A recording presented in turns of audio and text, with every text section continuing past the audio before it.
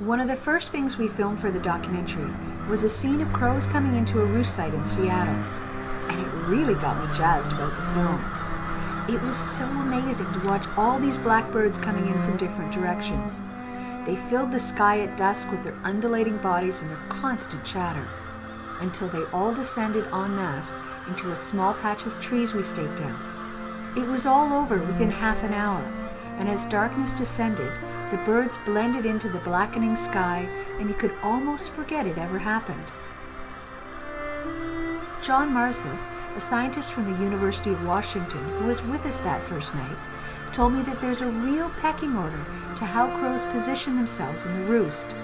The older, more dominant birds get to be in the center of the roost where they'll be warmer and safer, while the younger birds, who are not quite as high up in the ranking, are forced to the outer edges of the group. I was curious to find out just how much heat these birds actually lost in a night, so we brought an infrared camera to the roost site one night to film. This scene never made it into the finished film, but I always loved it. I thought it was really cool to discover where on their body the birds lost the most heat. The infrared camera revealed that for the birds in the center of the group, the white spots of their eyes, the underside of their wings, were the main places where heat was escaping. The rest of their body, which appears yellow, is pretty well insulated from heat loss.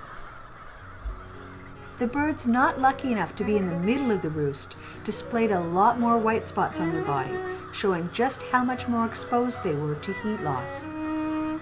I noticed that the birds seem to move around a lot in the roost.